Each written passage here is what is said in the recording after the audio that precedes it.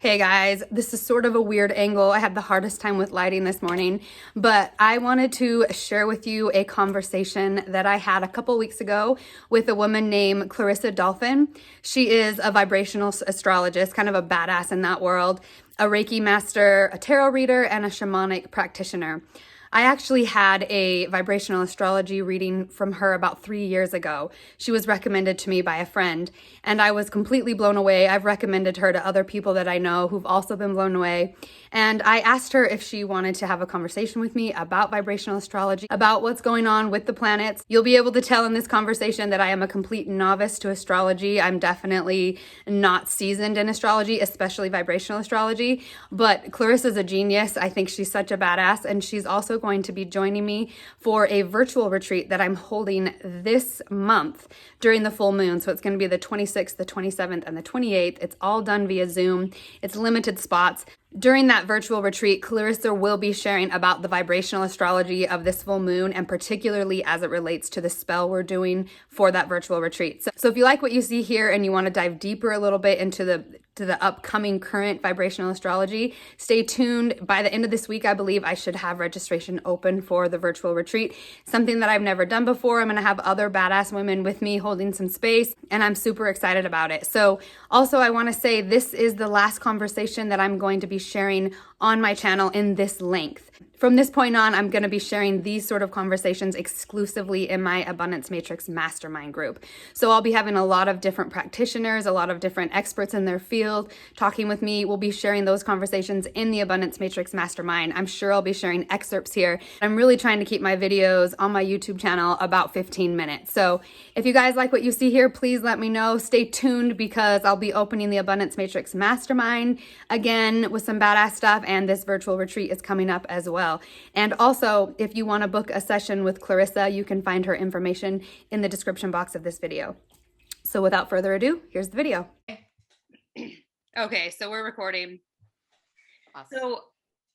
So what I was telling you before we hit record, and I wanted to just get back to, especially for people who are watching, is that you were the first person that I had a vibrational astrology reading from, had my chart read from that perspective. And like I said, I didn't really know anything about it going into it. Nada is the one who recommended you. I didn't know anything about you. So I went in totally just with no expectations other than genuine curiosity.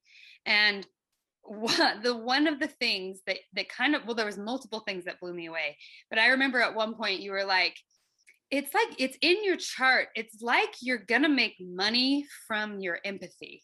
You're like working, your empathy comes, something about being an empath, something about, and you're like, what do you do?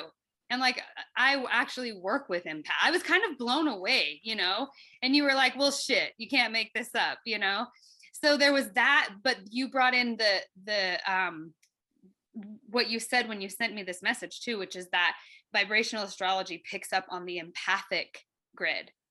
And that's something I definitely want to dive into. I want to dive into everything we talked about, or everything you said, but I'm just curious, for people who are watching, if you just start out with an intro of what vibrational astrology is and how it's different from regular astrology or traditional astrology, and then we can kind of go from there, because it has so many implications, but particularly for empaths, that I think just for me anyway, make total sense. Yeah. No, absolutely. First of all, thank you for having me. This is the raddest opportunity, and hello, empaths. Yeah. I'm with you.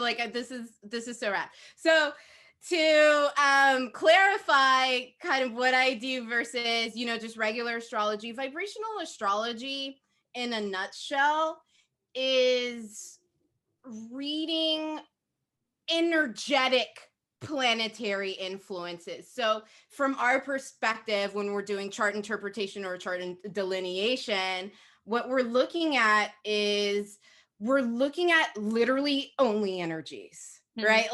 So instead of, for example, Mars being aggressive and the warrior and, these type of cultural archetypes, Mars is just action. Got it. So, yes. And how we come up with our definitions for everything is we use extreme case sampling research, where basically we put everything that we think something is aside, and we run tens of thousands of charts, and then we allow the definition to come to us. Whoa. And so that's like another very main distinction where astrology, modern present day astrology, is very kind of psychic based, and it's very frankly psychological and sociologically based.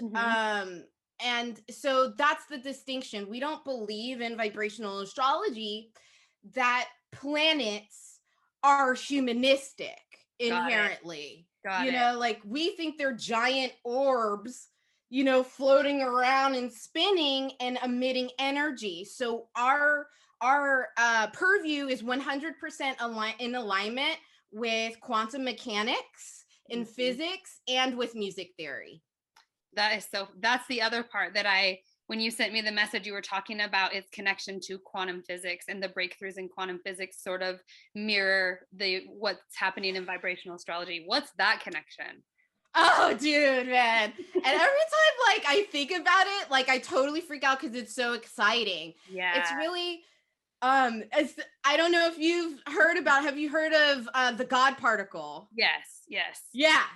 Okay. So in Switzerland in 2012, that giant machine, the Hadron Collider, all the physicists actually discovered the God particle then. And so like basically how that relates to vibrational astrology specifically is that we're asserting that shapes have resonance, and this resonance extends into different dimensions, and this resonance not only colors our reality, creates our reality. We're nothing without resonance.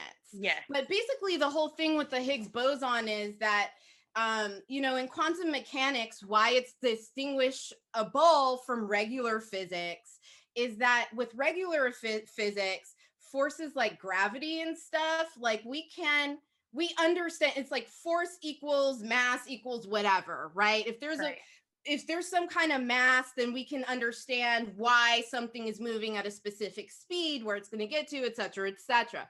But in quantum mechanics, we don't have that same opportunity, because what we're dealing with are subatomic particles, something that's even smaller than the atom. So anything that is smaller just in actual size than the atom, logically with regular physics, it shouldn't be able to move at all. Like it shouldn't have any kind of like energy or speed or velocity around it, because it's too damn small. Right. But with the discovery of the Higgs boson and the God particle, what that does is it basically it tells us, or it assumes that there's some type of symmetry that is part of this God particle that allows it to move. So like, for example, if you were to pull mesh or pull a fence, or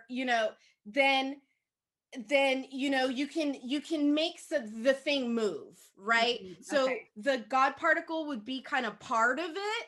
And so basically, long story short, symmetry equals resonance. Symmetry is not just like stupid dumb shapes. Like, it contains subatomic realities that create our reality. So yeah.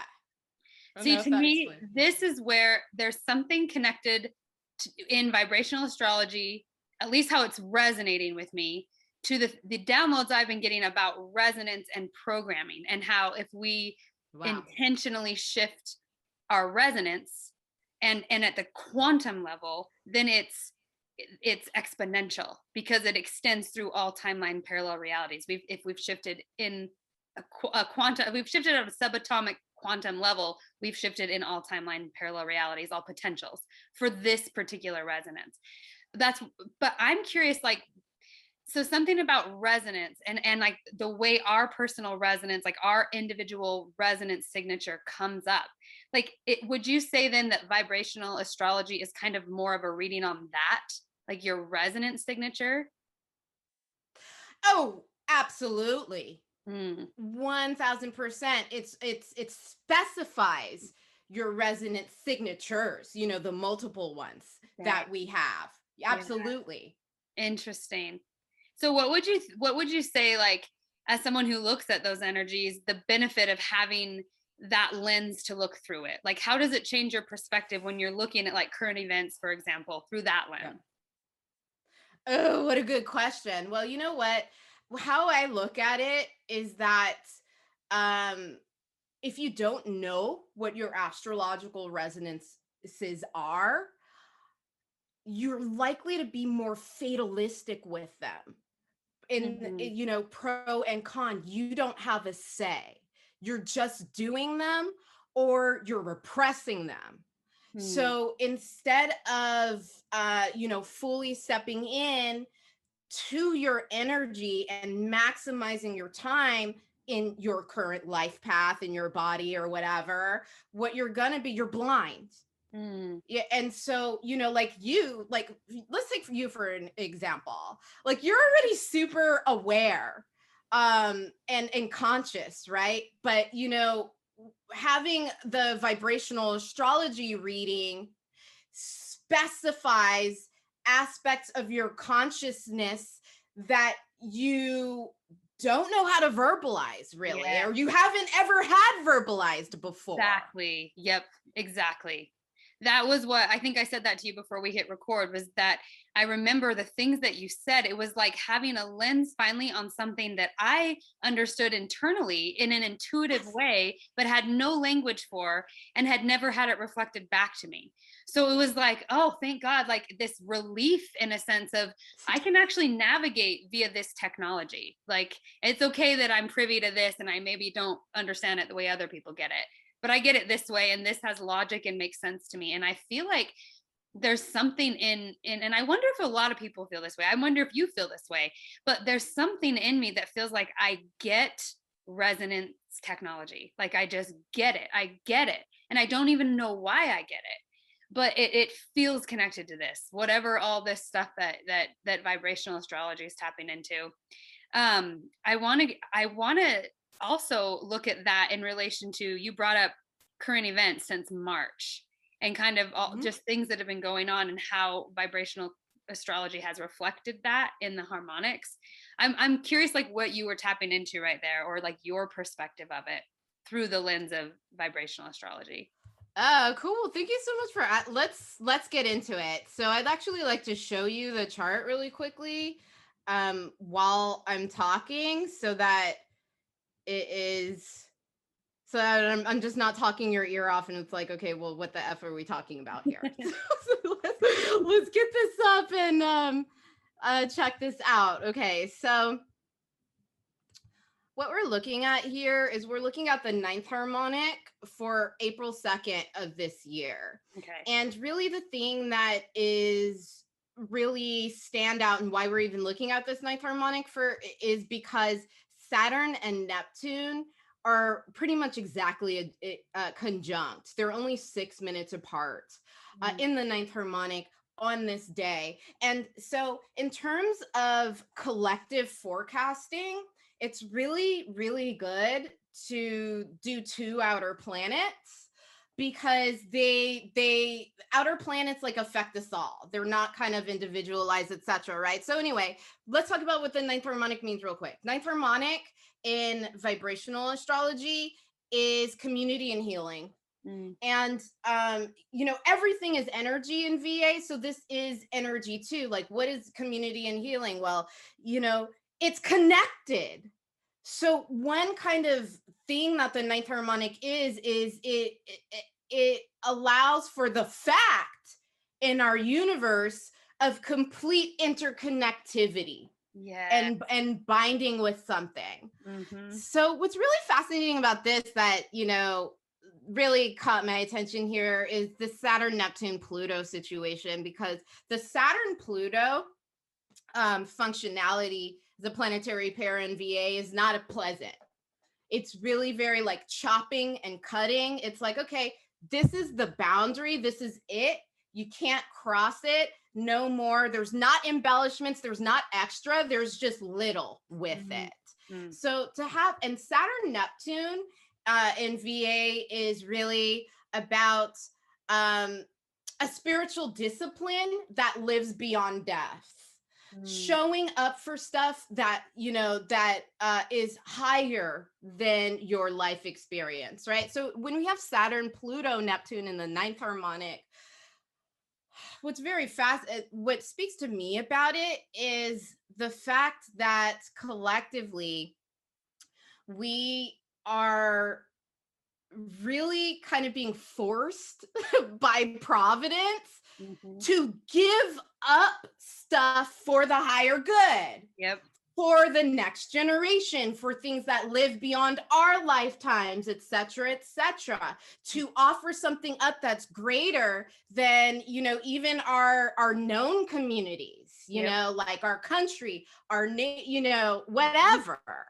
So that's obviously very problematic because for so many reasons. You know, in the American context, America doesn't have a strong ninth harmonic. In fact, we have no visible current in the ninth harmonic. We're more of a fifth harmonic country, which is all about ideas and invention.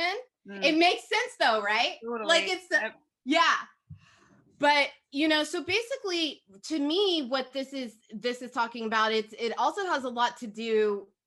I'm gonna keep it real. To me, what it speaks to is also sustainability and kind of more of potentially an indigenous approach to how we're doing everything collectively. And what I mean specifically, and I don't want to offend anybody, I'm going to be very clear what I mean by an indigenous approach here is, you know, before we had industry, before we had, you know, corporations and stuff, we couldn't just sweep the bottom of the ocean with a net and sell it. Like, we can't take everything. We are the ocean. Exactly. Yep. Yeah. I'm curious, like, as I'm looking at this ninth harmonic, and when you said that about how America doesn't have a strong, really hardly any ninth harmonic in our birth chart, and how you talked about VA bringing in the resonance of empathy, like it picks up that resonance. And I'm wondering, like, because I've been really fascinated by fault lines and ley lines, and I think of like fault lines as our internal world, our internal energy that we are, that we're surfing in. And something, I wonder if there's a lot of empaths that have been implanted in the United States to get to like activate that frequency of that ninth frequency, especially if it's not something that's really here, but this is the land of ideas and invention. Because if you don't include empathy in what you're inventing, you leave out the planet, hence the mess that we're in. Yeah, absolutely. And it's so fascinating that you said that you asked about like the American context specifically and the lack of nine, because I actually did a lot of predictive work about the election, and I had to look at America's birth chart to do that. And what's very fascinating is that in 2020 and 2021, you know, via transit, the American natal chart is being triggered to become nine. Like, we are now forced energetically to care. And that's so I think that you and the other empaths who've been, you know, really feeling that recently, American empaths particularly, is because, you know, but via transit, you guys are being triggered by that nine, and we have to come out because we have to rescue the world, man. We're really going Saturn Neptune here, we're going close to zero. Like, this is a serious situation. So what does that mean exactly when you say going close to zero? Well, so, one thing that's really interesting to me is like, I don't know, I'm just going to use Seaspiracy, that Netflix documentary Yeah. about the fishing industry, to say like, I'm going to speak about it personally a little bit. So personally, in my lifetime, for the past 2 years, I have been incorporating net zero into my basic diurnal daily policies, meaning my toilet paper is net zero, doesn't have plastic, but my cleaning products, a lot of stuff in my house is net zero, right? So I've been conscious of it. I've been on earth, I've been all following the movement period, right? Yep. But then Seaspiracy comes along. And one thing I also knew about sharks and the dwindling numbers of sharks, a couple of years ago, I was like, how the hell do we not have sharks up in here? Because it's not like, but then Seaspiracy gets dropped, within the past month here. And the total awareness of literally, dragging sea nets on the bottom of the ocean floor and just killing, all you're doing is just killing everything every minute of the day. I did not know that. Yeah, I didn't either. I didn't. Yeah. I did not know that. And I only got the highlights. I haven't watched the whole thing, but I got the cliff notes, and I was just dumbfounded by the whole situation. Yeah. I think that there's something, when you say indigenous, I was recently in Moab, and I got this book at one of the stores there that's called the Hopi Survival Kit. And it's all about kind of the prophecies that were made by the Hopi. And I hope I'm saying it right. I might be saying it wrong, but to sum it up, they were essentially saying, if we lived by the principle of don't take more than you need, and you don't own anything, like it's available for all, then we would get back on track. It's as simple as that. But there's so much complication in terms of programming into why we're not there, and what's actually controlling that, I think, the algorithms of commerce and everything. And that's a whole nother conversation. But when you're working with people on this level, and what I felt interested about this conversation for the people who watch me, because I have a lot of people who watch this channel who are freaking geniuses, that like empath psychic geniuses that haven't fully been witnessed yet, and I think that are ready. They're just awake and ready to do something, but they don't necessarily see their role. And there's something about vibrational astrology that I feel like almost gives context and purpose to like what we're doing here. And it feels connected to that ninth house, which I didn't even know that until this conversation, but it feels connected. It feels connected to activating more empathy, specifically in America, So I'm curious, I guess, given all that, like what you would say to people like who are watching, who want to use it more as a tool in their life, just with what's going on, and how to, because for me, it's more like I know that for empaths, they're on emotional fault lines. So things like Seaspiracy. I mean, you can't even look left, right, up, down. You can see some tragedy going on right now, or something that we're just like, we're just getting revealed the underbelly of our system and how it's been functioning. And what's encouraging is, I think the majority of people are against it. I think that that's just true. I think the majority of the people, when they see like, this is really what's going on, they don't like it. But I think that there tends to be, specifically with empaths, a feeling of helplessness, or we get too in the story of it, or too much wanting to rescue or save or fix. And so to me, having tools like vibrational astrology can help give you more of a bird's eye view, but it's something we intuitively get internally that can help kind of alchemicalize the energy. I'm just curious about your perspective of it as a tool. Okay, so my perspective for empaths as a tool is, I'm going directly to the 17th harmonic or 17th vibration. Harmonic and vibration and frequency are interchangeable. They all mean the same thing, right?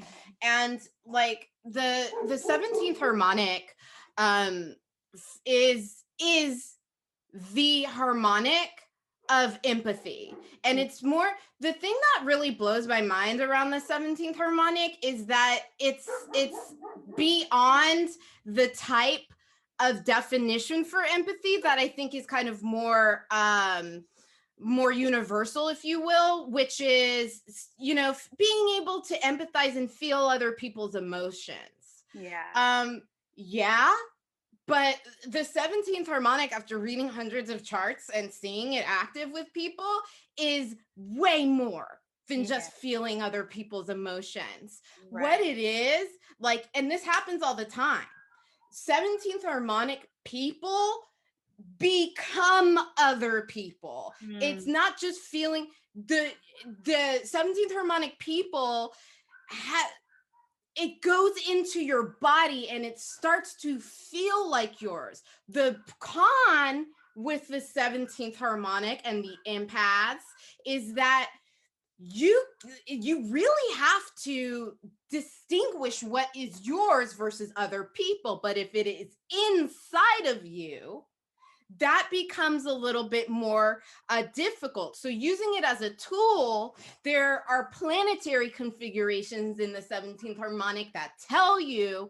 exactly where it goes in your body, how you pick up on not only other people's emotions, but their entire experience, their entire souls, past, present, future, whatever. So, you know, you're clashing timelines, you know, linearly too. So it's not easy to be an empath. But so with VA, if you have a Mercury, Jupiter, Pluto, let's say, in the 17th harmonic, what you're going to do is you're going to empathize kind of with people's perspective. So if somebody steps into the room and they start talking to you, it's almost like you're transported into their entire mind. You can see out of their eyes. You understand, you know, why they're thinking the way that they do. So then, you know, you would use it to be like, okay, so this is my level of empathy. Well, okay, then those thoughts that I thought were mine aren't mine, right? But if you have like a moon Venus, Jupiter in the 17th harmonic, it's going to go straight to your heart. You're going to walk into a supermarket and, you know, you're on cloud nine, you know, you're vibing in the cereal aisle, and then your heart goes straight to the floor and you feel like you're going to die. Somebody walks by. Well, we obviously know that you're an emotional empath. So et cetera, et cetera. So there's so many ways to be able to figure out exactly where your empathic strength and power is and how to control it. Yes. Well, and I keep thinking that the more we can recognize, which goes back to the quantum aspect of it, like that regardless of whose it is or where it's coming from, we have the power to alchemicalize it. If we just continually allow the energy to move through and give ourselves what we need. And I've found beyond even being able to recognize what's mine and what's others is the power in being able to say, I can alchemicalize it. You know, I can transmute it.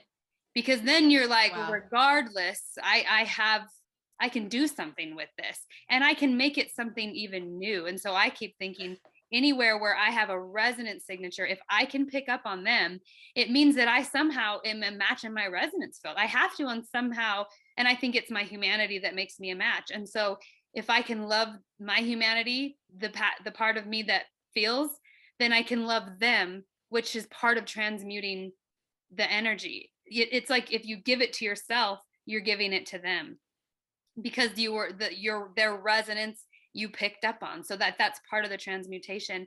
And I think that so often we just feel powerless to it, like we can't do anything. But I've been starting to see, like, envision my whole resonance field as like the magic. So I'll see things coming in it and transmuting the energy, and I'll visualize it as color and light and let it all come to me as symbols.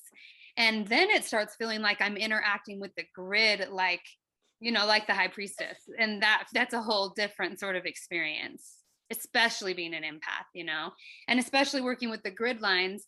And particularly here, I'm like you, I'm ready to, I feel like my truest urge is to give service to this thing that humanity is going through. which is huge, deep, deep, deep healing, you know, like of the emotional body, of the psychic body. I don't think we've ever realized how much we're in psychic warfare, you know. And I'm curious, and this is me coming as a novice and not really knowing much about astrology even in general, but do you believe that there's a point at which we can alchemicalize our energy to such an extent that then the astrology begins reflecting what's going on in us internally instead of the external? Do you know what I mean? Like, I mean, I guess it's ultimately one and the same, but do you think we can change the astrology via our own transformation? Oh, that is such a good question.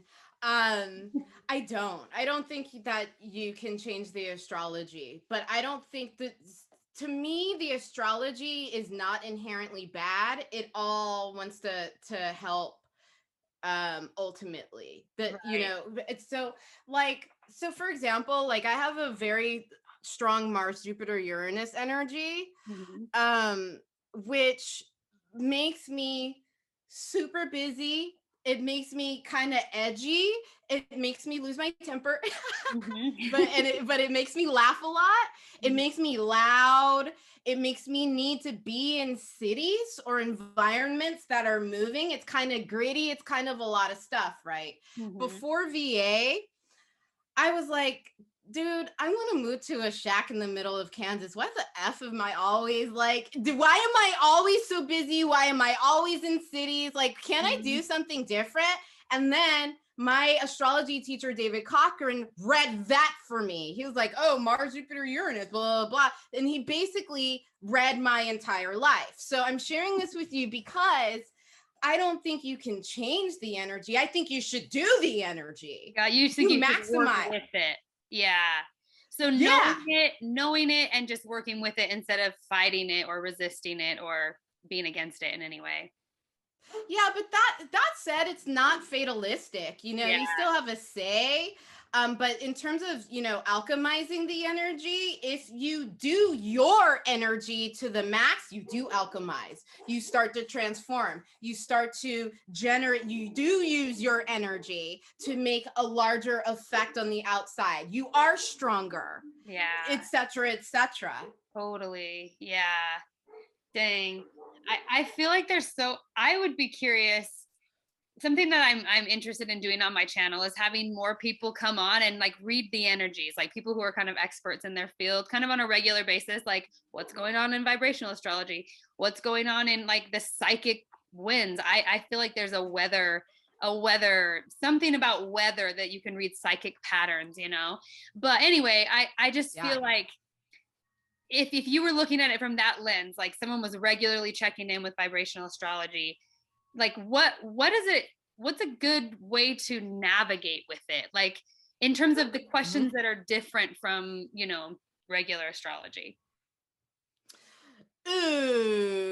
Ooh, that is such a good question because I'm going to be frank with you. I think that navigating with a vibrational astrology is more personalized. Like you should, transits to your natal chart and things that are happening. Like I use solar arc a lot, which is it's a type of progress chart to with energies and stuff like that. But I think, you know, vibrational astrology doesn't reinvent the wheel. Like things that are happening, like, Saturn conjunct Neptune or Saturn square Uranus, which is really popping this year. It happens a few times this year.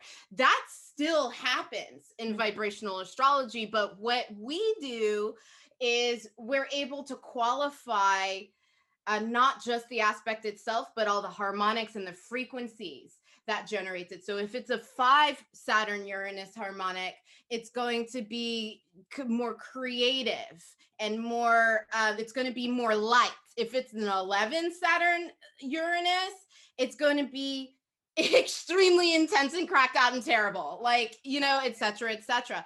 But I think, in terms of navigating your life with it, at this point, I don't think anybody is doing vibrational astrology. So you're just gonna have to get a reading. Yeah. Yeah. Interesting. So the concept though of looking at these things via energy instead of like archetypes and directly working Yes. with energy.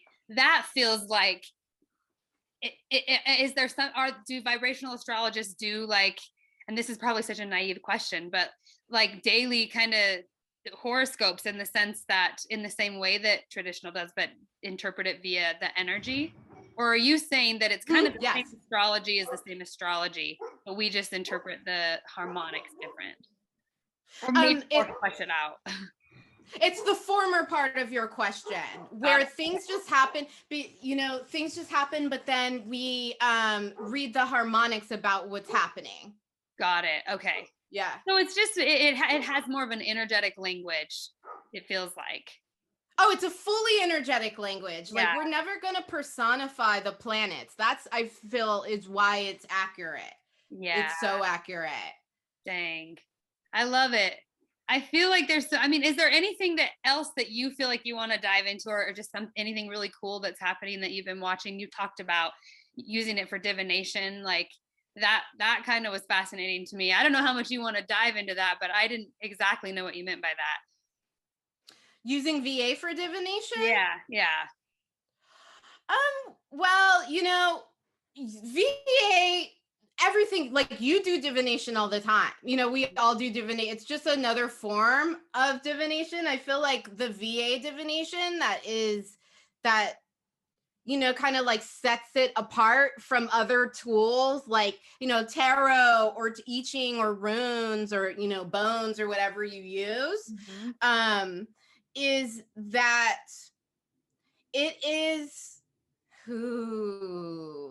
God, it's basically like you can think about it as your energetic wiring diagram. Or, your wire hot box, just like a utility box, with all, or you can think about it as your cosmic symphony, where if you're looking at the natal chart, you're only going to get one note. But if you look and you read the harmonics and the vibrations that's behind the natal chart and all these different parallel, dimensions, then you can hear the full symphony and you can get full guidance. And another thing that distinguishes it is what you kind of mentioned, where why does everything have to be humanistic? Yeah. You know what I mean? Like, why we only use I don't know, 10% of our brains or something? Yeah. We're destroying the earth. Like, we kill everything. Like, why is the human perspective the one we consult? I'm glad you brought that up, because that's one of the last things you said in your message to me, was just about how it gives us access beyond the human perspective. And you said, because it's not the end all, like there are other perspectives. And I think other meaning, just like it sounds like what you're saying, is just the pure energetic perspective. It doesn't have to be personalized. Yeah. And yet it is so personal. We experience it personally. But I think that's the balance that is just happening big time in the world with our humanity, like learning to balance that we're storytellers and we tell stories. That's how we have meaning, but that everyone's programming whatever symbol, that we all have the power to program it, and being aware of what we're programming it with, and being aware of the energies that we're working with, which I guess is where astrology comes in, especially, and where vibrational astrology. So would you say, I guess this is a way, like, I guess I'm always trying to think of like a map and how I can relate astrology in general to my life, but would you say, because you said this astrology doesn't change, which makes sense. I mean, it's set in the sky, but in terms of the axiom, like as above, so below, and this whole idea of it being quantum, do you think we have access to what's going on in the stars, but directly inside of us?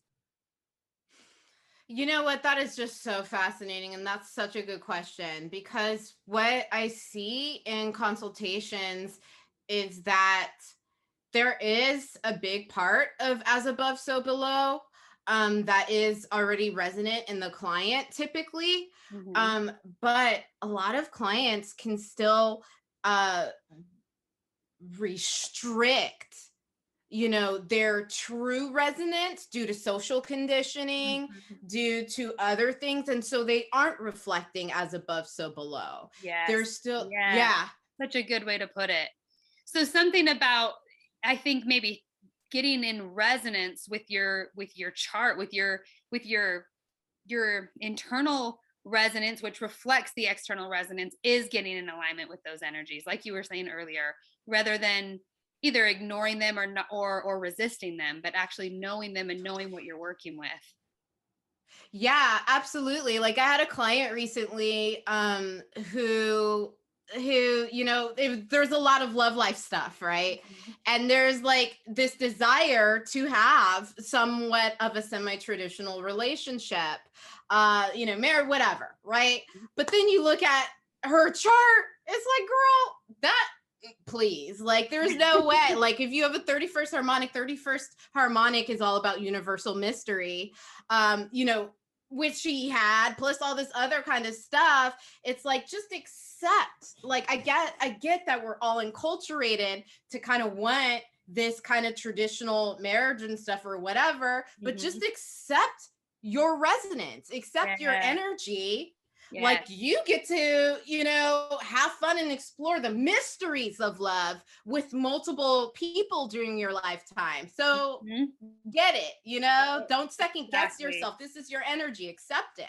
Yes. It's beautiful. Yes, exactly. And I think that there's such power in being able to find what our like most authentic resonance is and act on it. I feel like that's connected to being primal. And it's something that we've kind of numbed out to because of cultural conditioning, because we've been told what we're supposed to want. So, yeah. Oh my God. Like, I totally agree. And I'm so glad you said that. And I have like goosebumps all over my body. Because that's exactly that, like in terms of like using VA as a divinatory interface. What we do that's very distinct from, other astrologers is we feel first. That's the only way you're going to be a good vibrational astrologer is to feel and then think. It's like, and this happens with, I also do shamanic work and, Reiki and spiritual healing work. And I know you do healing work as well. And, I wonder what you think about this. But in my experience, in that work, you also have to train your mind to serve your primal force, your intuition, your mind comes second, and it's the same thing. Yes, that's such a good way to put it. And I think like for me, I went forward with my mind so strong because it was my protection. And the deeper that I've gone into my healing, the less logical things need to be and the more instinctual they need to be. It's so much more body oriented now. And that feels good. Oh. It feels the resonance quite literally feels more powerful. And I've noticed that the more primal I allow myself to be, the more my signal seems to be clear, and then things come directly instead of just like paled kind of vague things that seem close to what you want, but are really not, So something about being primal, I love this conversation. If you're open, I mean, I don't know what your world is like, but if you would love to come nerd out with me on a regular basis about what's going on vibrationally, it would be kind of cool. Maybe like once a month, or I don't know, once every few months. I'm down. Please, like, count me in. I'm 1000% all about that life. Thank you. Yes. Yeah, I would love it. And I think it might even be fun to have like a panel of a few different people on that are coming from different traditions or perspectives and talking about what's going on right now. That would be amazing. My nerd self is craving like intellectual stimulation because I'm so bored by mainstream conversation. It feels like I'm not even interested in anything you're saying. What's going on, like energetically, alchemically, inside, emotionally, like where's the transformation taking place? Because that, I think if we could see, really, if we could have a platform that let people see the transformation that's happening, that we may not even have words for, that maybe lots of people don't even know how to explain what's going on to them, I think it would offer hope, because how we feel has such a bigger effect than what we think, as we were just saying. And so the more we can get our like primal instincts back online and with our psychic like healing abilities, our multidimensional abilities, I feel like there's just a bunch of freaking geniuses that we just need to talk. That's it. And we would create a whole new language and neural pathways for the mind. So if you're down, I want you on that panel. I'm all there on the panel, and I'm waiting for, you know, my pathways and my fault lines to just blow the F up. Exactly. Me too. I'm so down. I'm so ready to just do anomaly and do something totally different, and even to have fun with this, because I can feel there's lots of people in our tribe that are just urging to like, let's do it. Like, let's just do what we came here to do. And our gifts are so specialized. We don't realize they're so specialized, and something happens when you connect with someone who gets it, you know, and who also is specialized in their weird, unique way. So I'm inviting all the nerds to like come on board, because I think it's our time. Yeah, it's been nerd time, girl. For sure. And by the way, I'll end this by saying, right before I got on, I was pulling some cards for this reading, just asking what the energy was. And this is the this one came out first. This was the trajectory that came out. So 5 of Cups, the High Priestess, and 10 of Cups. And something about this energy, I was like, wow, like I hope, because when I was tuning in, I was like, I want to give hope to anyone who's feeling kind of like disappointed and despair about what's going on in the world, or just overwhelmed, or especially for empaths and people who are highly gifted, multi-sensory people that they're feeling everything. They're getting so much freaking data. They don't necessarily know how to process all that data. I'm hoping that this conversation opened a stream, like this High Priestess energy, and this is what we're creating. I feel like this is even that vibrational, like that's the heaven on earth energy that I really want to tune into. So I'm glad you were part of creating this energy with me. Like this was majorly coming from you for sure. So I love it. I'm grateful. And by the way, this was at the bottom of the deck, the Sun card, which I thought was also very telling. That whole reading was just too rad. It really so was. much love. Yeah. So anyway, I will definitely be in contact with you. And do you still do readings for people? Like, can people book you for a session? Yeah, absolutely. Okay. You can find me at siderealsoul.com if that's like too much, but like, I don't know why I named my practice that. Okay. But, my name's Clarissa Dolphin. You can just type in my name, clarissadolphin.com, and it'll take you to the same place. So perfect. Yeah. And I'll put all your information, your social media stuff in the description box of the video. And usually I'll put it on the screen too, but sometimes I forget that. So if you don't see it, it's in the description box as well. And I'll share this on Instagram and all my spots. And yeah, I think I need another reading from you as well. So I might book that later, because I'm curious about what's going on for me this next year. So yay. Thank you so much for showing up. I'm so glad we got to connect. Thank you for the honor. I can't wait to connect with you and the rest of the empaths. Like, I just like in the future. So thank you very much. For sure. Yeah, you'll be hearing from me about that. Like, I'm just letting the universe tell me who and what. Lately, I've had very instinctual, like you were an instinct. Connect with her. Like there's a few people right now that I've just had no idea why I needed to connect with them, and I have, and I'm like, okay, I see the universe is putting something together. So I'll be in touch. All right, cool. You're alchemicalizing the tribe right now. Exactly. Yeah, I'm getting us set up. I'm setting up our platform so we can actually like, boom, you know, it's going to be cool. All right. Well, have a good day. And I'll let you know when I post this. I'll send it to you and everything. So. Yeah. All right. Are you leaving now? Am I leaving? Or you're just going to stop the recording, right? Oh, I was just going to stop the recording. Yeah. Okay. All right. Okay. Bye. Okay. Bye.